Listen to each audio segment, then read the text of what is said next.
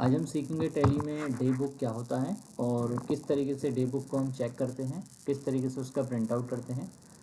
Day book क्या है वो सारी चीज़ें हम टैली में चल के सीखेंगे। इसके लिए सबसे पहले हमें टैली में कुछ रिकॉर्ड्स बनाने पड़ेंगे, डे टू डे एंट्री करनी पड़ेगी, डेट टू डेट। तो अकाउंटिंग वाउचर में जाएंगे। यहाँ पर अभी हमारे पास जो डेट आ रही है 1 अप्रैल आ रही है, 1 अप्रैल 2023। तो हमने 1 अप्रैल 2023 में कुछ बिल पहले से बनाए हुए हैं, उन बिलों को हम एक बार देख लेते हैं।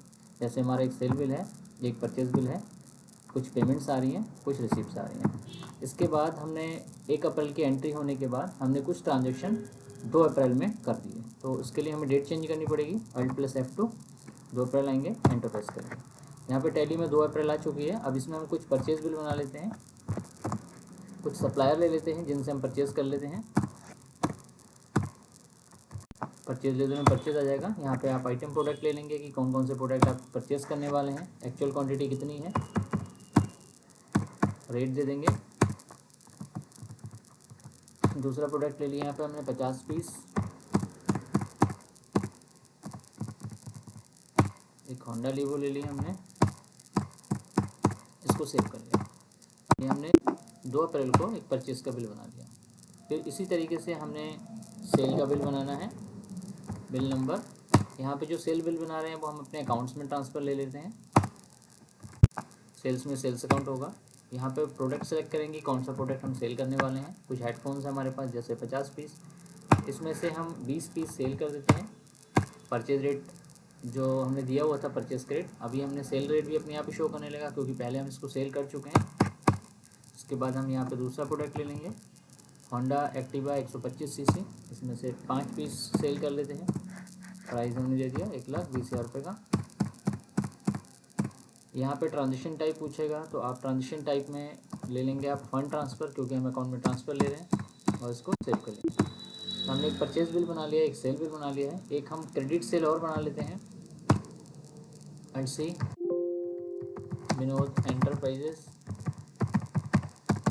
Sundry debtors, maintain balance bill by bill yes रखना है और इसको सेव कर लेना है। कंट्रोल ए, यहाँ भी एंटर कर लेना है, कंट्रोल ए। सेल्स लेजर में सेल्स अकाउंट, अब यहाँ पे आप सेल करने वाले हैं होंडा लीवो 120 सीसी 5,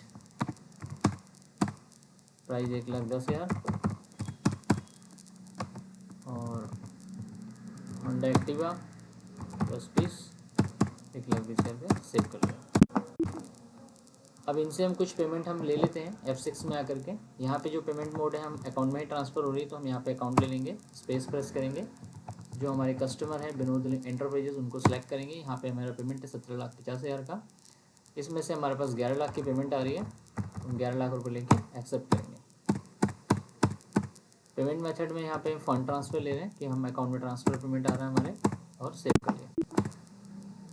इसके बाद हम कुछ पेमेंट यहाँ पे दे देते हैं पार्टीज़ को, अकाउंट से पेमेंट कर लेते हैं।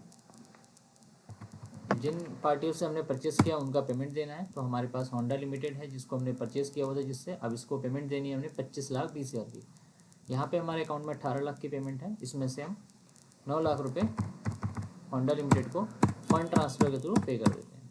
यहाँ पे फ़ंड ट्रांसफ़र ले लेते हैं। यहाँ पे होंडा की अकाउंट की डिटेल दे दी जाएगी, बैंक का IFSC कोड, बैंक नेम, और इसको एक्सेप्ट कर लेंगे। से हो गया, तो हमने कुछ पेमेंट दे दी है। इसके अलावा हम कुछ हमारे ऑफिस में जो दिन भर में एक्सपेंसेस होते हैं उनका पेमेंट कर लेते हैं। ये छोटे छोटे एक्सपेंसेस हम यहाँ पे कैश में पे करना चाहेंगे अल्ट के साथ, लेकिन कैश में पेमेंट हमारे पास पड़ी नहीं है तो ये नेगेटिव चला जाएगा।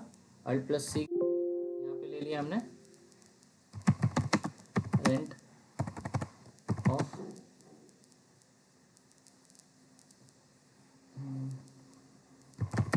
लाइट बिल, हम इसको इनडायरेक्ट एक्सपेंसेस में ले लेते हैं और इसको एक्सेप्ट कर लेंगे। यहाँ पे ले लेंगे जो भी हमारा बिल आया हुआ है, एक्सेप्ट कर लिया। इसी तरीके से कुछ और बिल पे कर लेते हैं, Alt+C, food charges for office, indirect expenses ले लिया इसको भी, और इसको सेव कर लेंगे। 1,500 रुपये।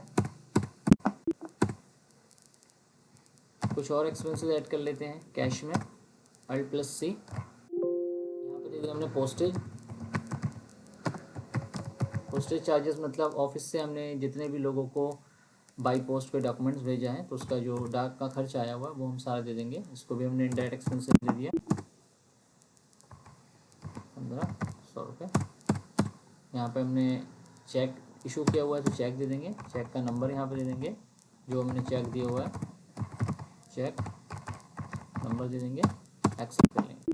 तो ये हमने पूरे दिन में कुछ एंट्रीज कर ली पेमेंट की, कुछ रिसिप्ट। अब हमें चेक करना है कि हमने 1 तारीख को कौन कौन से ट्रांजेक्शन किए हैं, तो हमें 1 तारीख की डेट का पूरा ट्रांजेक्शन दिखा है, इसी तरीके से 1 से 2 तारीख का दिखा है।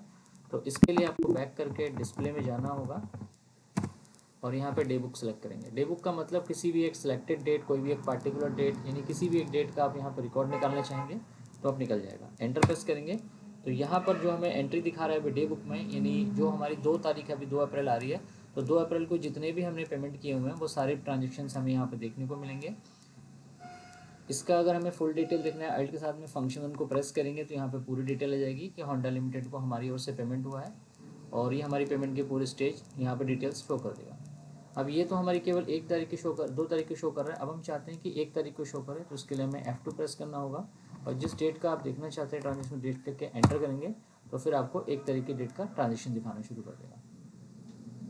अगर आप चाहते हैं मुझे 1 तारीख से लेकर के 30 अप्रैल तक का या 1 तारीख से लेकर के मई तक का पूरा स्टेटमेंट मुझे दिखा दे तो भी इसमें हो सकता है। उसके लिए आपको अल्ट के साथ F2 प्रेस करना है। अल्ट के साथ F2 तब प्रेस करिए जब आपको रिकॉर्ड एक डेट से अगली डेट तक का लेना हो, और अगर आप किसी एक सिलेक्टेड डेट का चाहते हैं तो F2 केवल प्रेस करेंगे यहाँ पे। जैसे मैंने 1 अप्रैल से लेकर के 1 मई तक का जितना ट्रांजेक्शन है वो सारा दिखा दे मुझे, तो यहाँ पे 1 अप्रैल से 1 मई तक का रिकॉर्ड सारा आ गया। ये अप्रैल की एंट्री शो करेगा, फिर 2 अप्रैल की एंट्री शो करेगा। इस तरीके से जितनी भी एंट्रीज हमने करी होंगी शो करेगा। आगे हमने एंट्री करी नहीं है तो केवल 2 अप्रैल तक शो करेगा। अब इसको हम एक्सेल में लेके जाएंगे और उसको हम एक्सेल में लेके जाने के लिए यहीं पर हमको अल्ट के साथ में ई प्रेस करना है। एक्सपोर्ट का मैसेज आएगा तो उसको हम नो कर देंगे, यहाँ पे एंटर करेंगे। यहाँ पूछेगा हमसे किस फॉर्मेट में लेना चाहते हो, तो अभी आप अगर एक्सेल लेना चाहते हैं तो यहाँ पे एक्सेल फॉर्मेट लेंगे, स्प्रेडशीट। अगर आप इसको जेपीजी में लेना चाहते हैं तो आप इमेज के रूप में भी ले सकते हैं। अगर पीडीएफ में लेना है तो आप पोर्टेबल डॉक्यूमेंट फॉर्मेट यानी पीडीएफ में ले सकते हैं।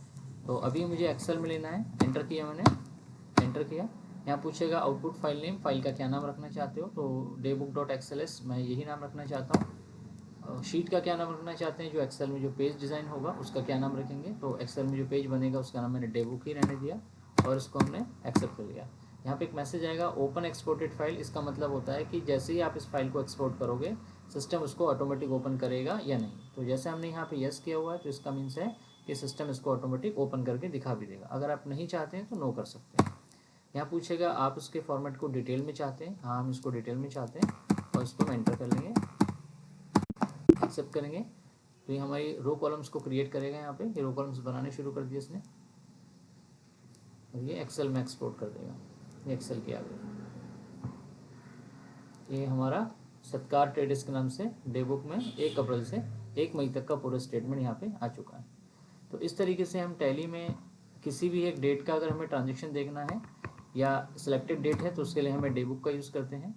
डे बुक में आप किसी भी सिलेक्टेड डेट का भी निकाल सकते हैं, आप कई महीनों का रिकॉर्ड भी निकाल सकते हैं। तो ये डे बुक होगा जो हमारे डे टू डे एंट्री करते हैं उसके सारे रिकॉर्ड को यहाँ पे रिकॉर्ड शो करता रहेगा।